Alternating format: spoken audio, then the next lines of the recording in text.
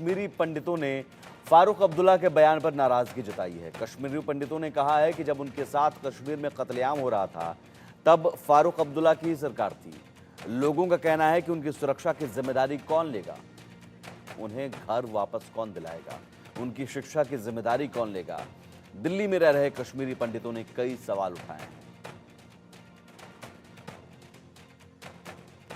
पंडितों को लेकर फारूक अब्दुल्ला ने जो बयान दिया है वो चर्चा का विषय बना हुआ है। उन्होंने कहा है कि अब वक्त आ गया है कश्मीरी भाई बहनों को वापस बसाने का। जिन कश्मीरी पंडितों को जाना पड़ा था, कश्मीर से, जम्मू से निकलकर जाना पड़ा था, उनको अब वापस लाने का वक्त आ गया है। उनका ये कहना है कि वो सबके बारे में बात कर रहे हैं, भाईचारे की बात कर रहे हैं, प्यार की बात कर रहे हैं, लेकिन धरातल पर जो कश्मीरी हिंदू पंडित हैं जिनको कश्मीर से विस्थापित होना पड़ा था, उन लोगों के क्या विचार है इस पूरे मामले पर, वो जानने के लिए आज हम राजधानी दिल्ली की नजफगढ़ स्थित एक कश्मीरी कॉलोनी में मौजूद है। हमारे साथ कुछ ऐसे हिंदू भाई मौजूद हैं जो कश्मीर से उस समय आए थे।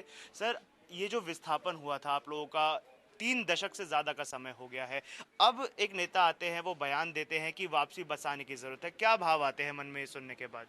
हमारे तो नेगेटिव भाव आते हैं, इसलिए क्योंकि फारूक अब्दुल्ला साहब ने ही हमें घर से भगाया था उस समय। वो जब हिंदुओं की हत्या हो रही थी, कश्मीरी हिंदुओं की कश्मीरी में हत्या हो रही थी, उस समय वो लंदन चले गए थे अपने घूमने घामने के लिए और अपना परिवार का सुरक्षा के लिए, अपनी सुरक्षा के लिए और अपनी वहाँ पर अयाशी के लिए गए थे। उन्हें हम लोग जो वहाँ पर 7 लाख विस्थापित हो गए थे, उन्हें हमारा बिल्कुल कोई केयर नहीं किया हमारे बारे में। अभी जब वो बात बोल रहे हैं 35 साल के बाद, 36 साल के बाद कि हम आपको वापस लाना चाहते हैं, वो किस जगह लाना चाहते हैं? वो हमारे घर कहाँ है? किस जगह पे हमको रखना चाहता है? कहाँ पर वो घर देना चाहता है हमें? कौन सी नौकरी देना चाहता है हमें? किस तरह की फैसिलिटीज दे रहा है वो? ये सब तो इन चीज़ों को पहले उन चीज़ों को डिटेल में बता दे हम लोगों को, तब इस बारे में हम सोच सकते हैं हम जाने के लिए वहाँ पर लायक हैं या नहीं है। क्या वो हमें सुरक्षा वहाँ पर दे रहा है या सुरक्षा नहीं दे रहा है? क्या हमारे मकान वो बोल रहा अपने घरों में आ जाओ? हमारे घर कहाँ है? वो हमारे घर तो उन्हें तभी जला दिए थे सारे। ना तो कोई ज़मीन का भी कब्जा कर रखा है, कोई चीज़ हमारे पास नहीं है। अब इन चीज़ों को वो विस्तार से बता दे। हमारे बच्चों को नौकरी देगा, क्या कोटा देगा, क्या हमें मकान देगा, क्या हमें अपनी ज़मीन जो उन्हें खाई है को वापस कर देगा, क्या हमें वो मकान बना के देगा?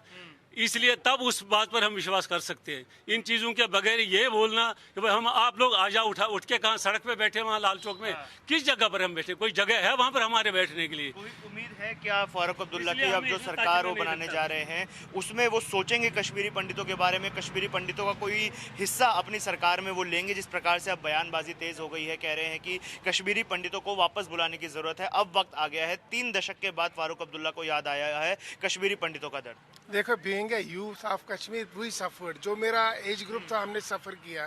तो हम उस समय जो हमारा टीनेजर थे, we lost each and everything. सबसे पहले हमारी एजुकेशन गई, हमारा घर गया, हमारा बाहर गया।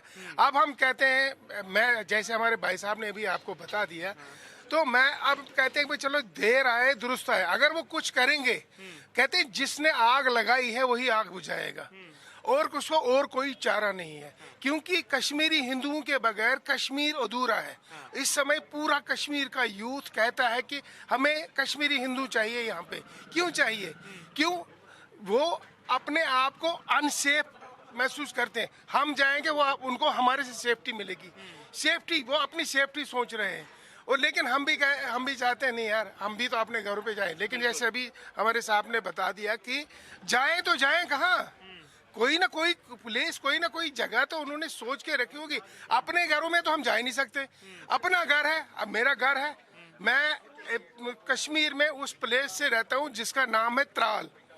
त्राल में मेरा अपना घर है, मेरी अपनी प्रॉपर्टी है। उस पे एनकरेजमेंट वहाँ के लोकल नहीं किया है, तो वो किस तरह मेरे को अपने घर में बसाएगा? अब जैसे और भी कुछ है, कुछ फैमिलीज ऐसी भी है जिनका बेचारों ने मजबूरी में उस समय में, जो अगर उस समय वैल्यू था 10 रुपए, उन्होंने 25 पैसे में मकान बेच दिया है। तो वो जाएंगे कहाँ? उनके लिए क्या सोचा गवर्नमेंट ने? ये बिल्कुल बहुत अच्छा सवाल है कि अगर कश्मीरी पंडितों को वापस बुलाने की बात फारूक अब्दुल्ला करते हैं तो क्या कुछ व्यवस्थाएं की जाएगी? क्योंकि अगर वो जाएंगे तो उन्हें नौकरी भी चाहिए होगी, सुरक्षा भी चाहिए होगी, घर भी चाहिए होगा।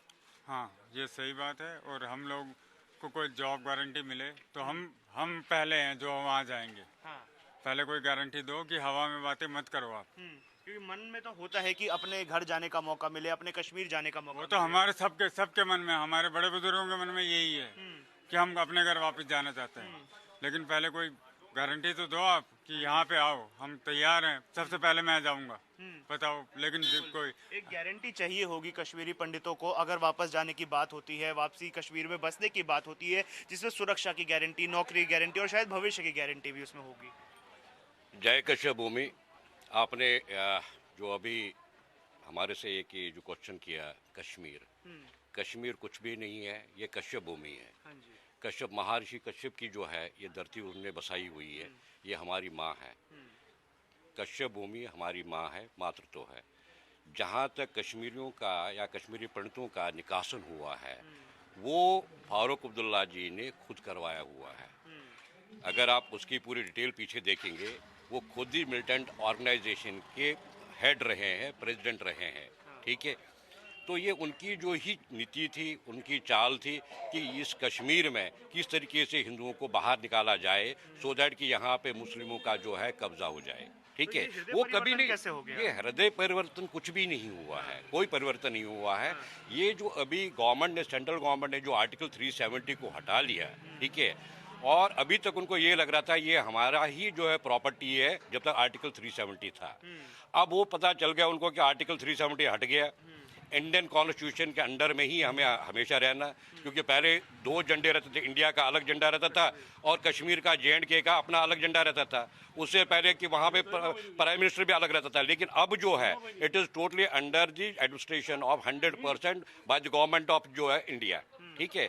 हृदय परिवर्तन नेचुरली आना ही है। आप समझिए इस चीज़ को कि पहले एक चीज़ था आपके माइंड में कि भैया आर्टिकल 370 वो फ्री है हम, लेकिन अब नहीं है, ठीक है। रही बात कश्मीर वापस जाने के लिए, कौन, मैंने पहले आपको बता दिया, वो हमारी मातृभूमि है, ठीक है। मातृभूमि से कोई भी अलग नहीं रहना चाहता है, लेकिन वो मातृभूमि से जब हमें बाहर निकाला गया, मार दिया गया, वहाँ पे टॉर्चर किया गया, आपके घर जलाए गए, जो है आपके जो रोजगार था उसको खत्म कर दिया गया, तो पहले तो ये चीजें हैं, इसको एस्टैब्लिशमेंट आप करिए, आप पूरा ब्लूप्रिंट लाइए कि आप किस तरीके से लाना चाहते हैं। अब मैं आपको बताऊं, जिस समय ये निष्कासन हुआ वहाँ से कश्मीर पंडित का, आई वॉज अ स्टूडेंट, मैं उसमें एक स्टूडेंट था, ठीक है। जब मैं एक स्टूडेंट के बाद में मेरे पास ना घर है ना कुछ है, यानी कि आप जीरो पे आ गए, आप राजा से रंग पे आ गए, और रंग से दोबारा से आज 30-32 साल या 35 साल में मैंने अपनी मेहनत से जो है अपने आप को एस्टैब्लिश किया है। फारूक अब्दुल्ला क्या करेगा मेरे को? बिल्कुल। पूरी जनरेशन खत्म कर दी, हमारी 3 जनरेशनें, कुछ नहीं कर सकते वो। बिल्कुल। तो कहीं ना कहीं कश्मीरी पंडित जो विस्थापित होकर रह रहे हैं दिल्ली में, जिनको 90 के दशक में हमने, जिन्होंने वो दौर देखा था, वो दर्द देखा था, कश्मीर में जो आग लगी थी उसका दर्द इन लोगों ने सहा था। अब फारूक अब्दुल्ला के बयान के बाद भी किसी भी प्रकार से लोगों में खुशी नहीं है, क्योंकि लोगों का ये कहना है कि जो ये बयान है ये सिर्फ ढकोसला है। 3 दशक बाद कश्मीरी हिंदुओं की बात आना, कश्मीरी पंडितों की बात आना, ये सिर्फ राजनीति के लिए किया जा रहा है। क्योंकि अगर वो वाकई कश्मीरी पंडितों को बसाना चाहते हैं तो उनकी नौकरी की गारंटी दीजिए, उससे पहले उनकी सुरक्षा की गारंटी दीजिए, और अगर वो वापस जाएंगे तो रहेंगे कहाँ? उनके घर जो है उनको भी अतिक्रमण से और कब्जे से मुक्त कराने की गारंटी क्या फारूक अब्दुल्ला देंगे?